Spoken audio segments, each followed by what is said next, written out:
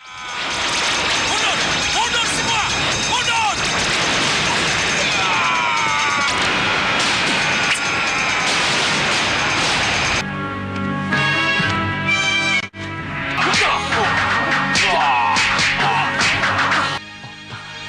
Gusti Prabu, apakah ini yang dimaksud Suliwa akan terjadi penolakan? Iya.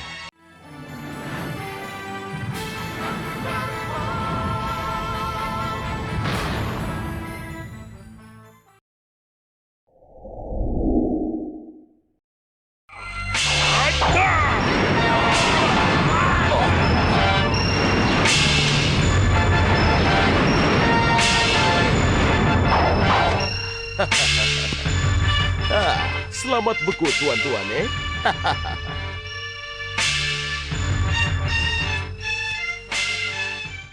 Di awal episode ini, kita langsung saja menuju Suliwah dan Jagat Satria yang pada saat itu sudah hampir sampai di Gunung Kencana untuk menunaikan tugasnya mencari akar tali jiwa dan daun sanggep gesang. Namun, lagi-lagi rintangan pun membayangi mereka. Seekor burung raksasa jadi-jadian pun tampak melayang menyerang mereka berdua. Namun, dengan sigap, keduanya pun mampu menghindarinya. Suliwa dan Jagat Satria pun mencoba untuk menghajar burung tersebut, yang kemudian berubah menjadi dua putri siluman Prabu Baka. Pertarungan satu lawan satu pun terjadi, dan dua pendekar Malwapati itulah yang jelas menguasai pertarungan, yang kemudian memaksa dua putri siluman itu untuk menggunakan sihir mereka. Apa boleh buat? Hanya sihir yang mampu mengalahkan mereka. Ayo, jadilah kakak. Nyi Jantur. Nyi Jantur, kami mau ke Gunung Kencana, Nyi. Ada sesuatu yang harus saya tanyakan kepada Priamitra dan Padmasari. Kebetulan, saya juga mau ke sana. Kelihatannya memang ada sesuatu yang terjadi di sana. Kalau begitu, ayo kita berangkat.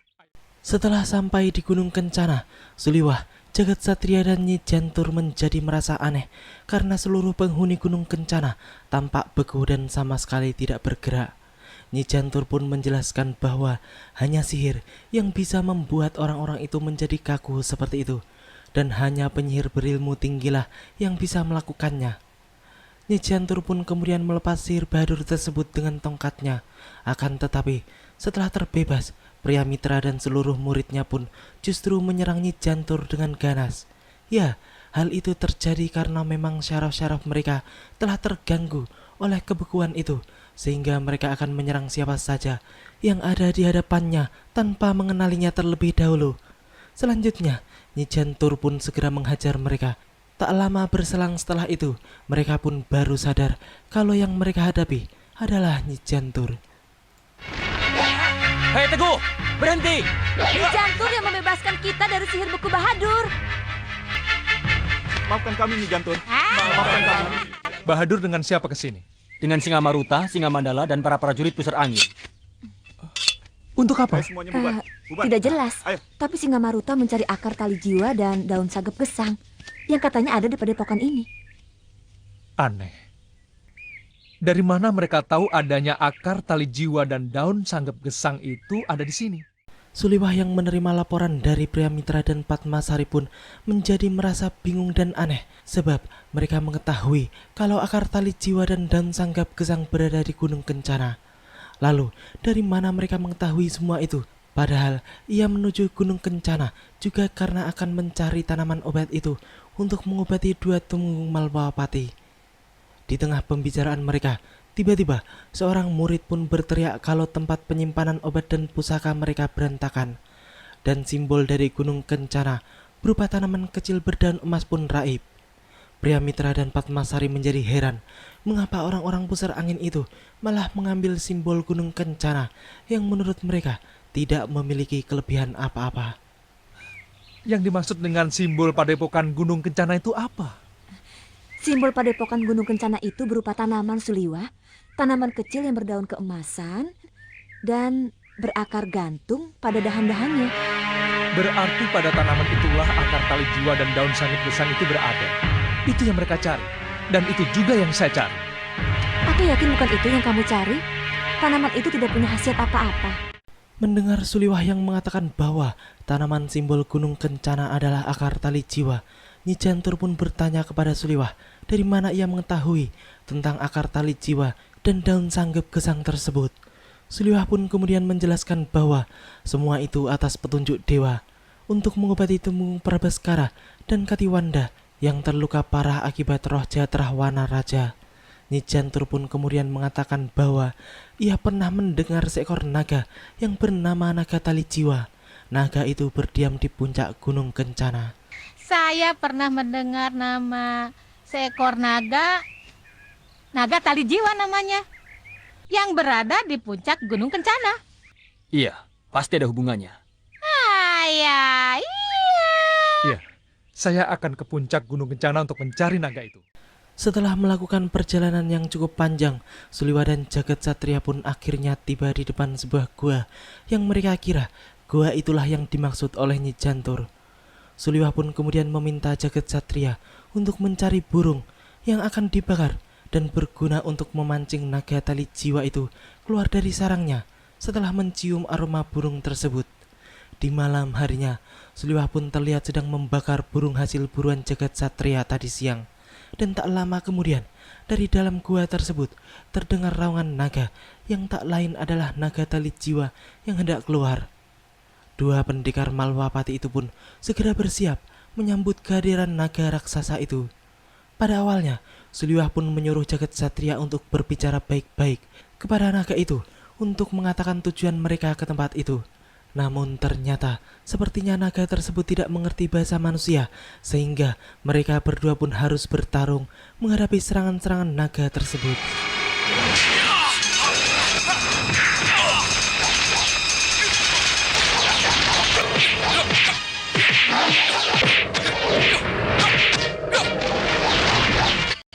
Maafkan kami, Naga Tali Jiwa.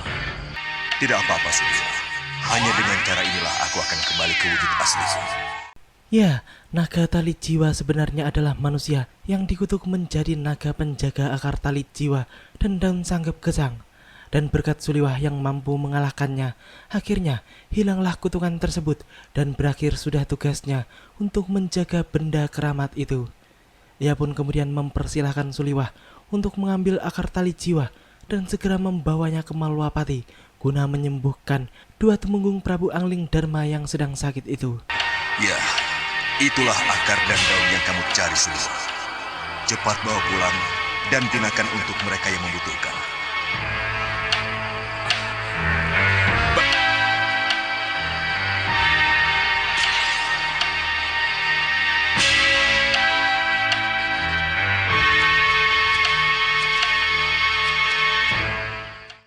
Setibanya di Malwapati, Suliwah pun segera menyerahkan pohon akar tali jiwa itu kepada Prabu Angling Dharma.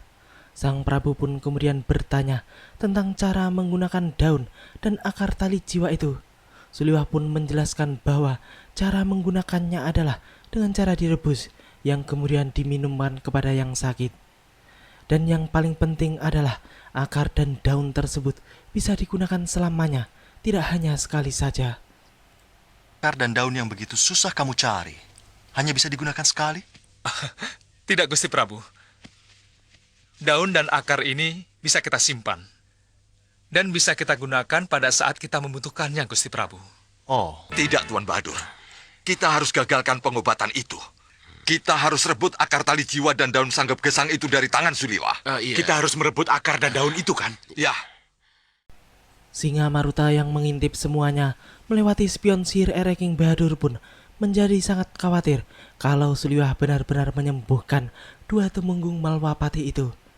Ia pun kemudian bertekad untuk menggagalkannya dengan cara menyerang langsung Malwapati. Bahadur dan Singa Mandala pun kaget mendengar pernyataan Singa Maruta itu. Mereka merasa tidak mungkin menang jika menyerang Malwapati secara terang-terangan. Singa Maruta pun kemudian dengan tegas menyatakan bahwa ia mempunyai 3 gelembung Rahwana di dalam dadanya yang bisa dipergunakannya untuk menghancurkan Malwapati. Dan dengan kekuatan dahsyat tersebut, ia merasa yakin jika bisa menghancurkan Angling Dharma. Bayangan halu Raja Abal-Abal itu pun berkumandang. Gelembung bencana! Mundur! Mundur semua! Mundur!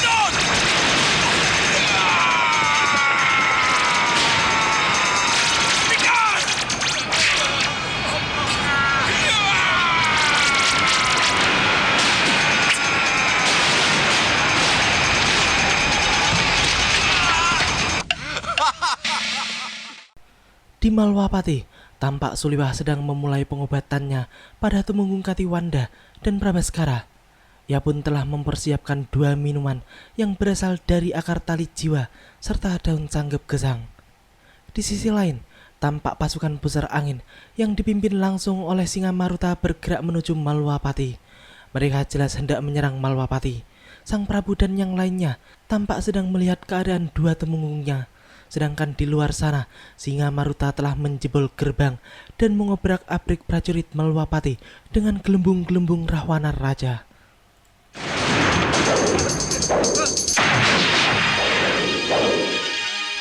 Gelembung pembuat bencana! Iya!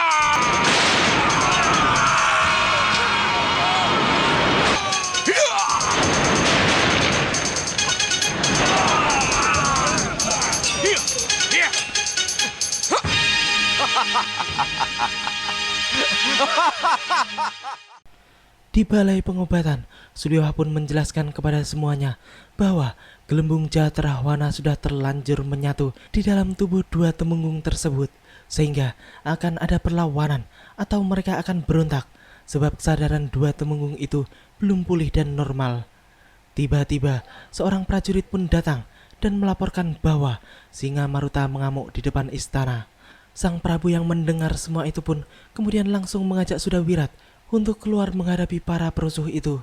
Kehadiran Sudawirat pun sedikit memberikan angin segar bagi pasukan Malwapati, karena dengan kelincahannya Sudawirat mampu menghajar semua musuh yang berada di dekatnya.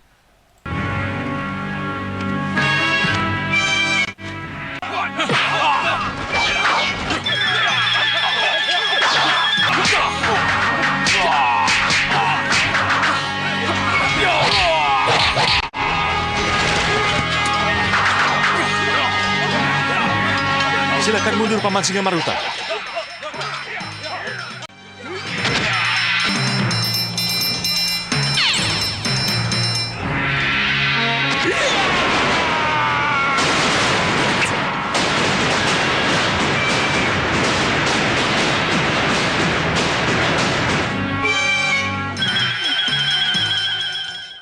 Singa Maruta pun benar-benar terluka akibat gelembung kekuatannya yang ternyata tidak mampu menghalau serangan panah Pasopati Angling Dharma.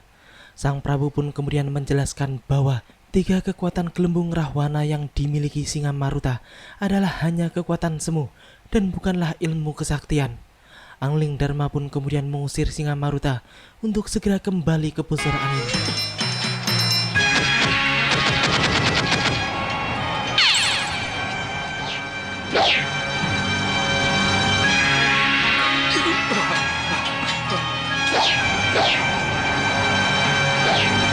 Kenapa? Ayo Tuan.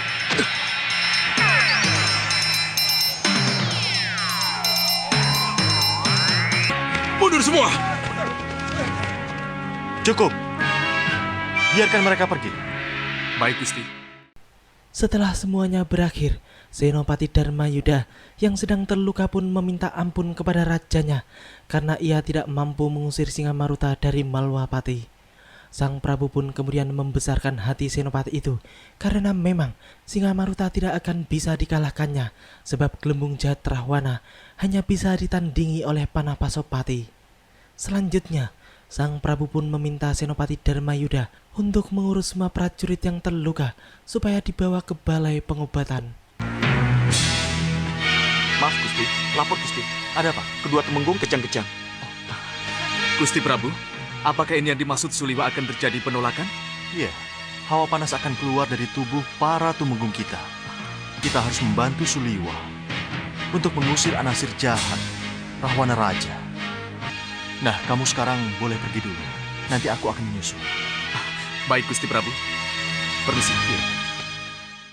Sementara itu, 2 temenggung Malwapati itu tampak meronta-ronta meminta tolong karena merasa kesakitan dan kepanasan setelah meminum ramuan tabib Suliwah. Mereka pun kemudian mampu melepaskan diri dari ikatan yang membelenggunya. Dengan ganas, mereka langsung menyerang Suliwah dan yang lainnya. Setelah bertarung beberapa jurus, Suliwah pun kemudian mengeluarkan ajian pamungkasnya, yaitu Aji Inti Api, yang tentunya sangat ditakuti oleh roh jahat Rahwana Raja yang ada di dalam tubuh keduanya. Dengan ajian dahsyat tersebut, Suliyah pun kemudian mampu mengusir roh jahat itu seorang diri, sebab memang hanya dengan ajian itulah dirinya bisa mengusir roh-roh jahat tersebut.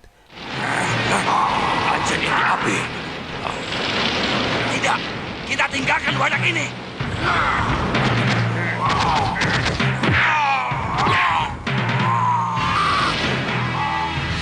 Gusti,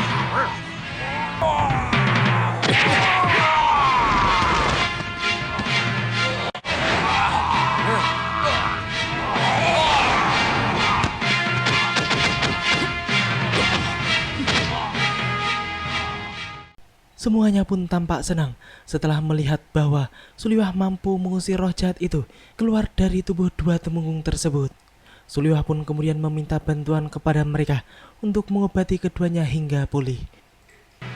Sudah Gusti, sudah selesai. Apalagi setelah ini? Sekali lagi, mereka harus minum jamu untuk penyembuh. Apalagi setelah itu? Pengobatan selesai, Gusti. Tabib, jamunya sudah siap, Tabib. Oh, iya. Bawa sini.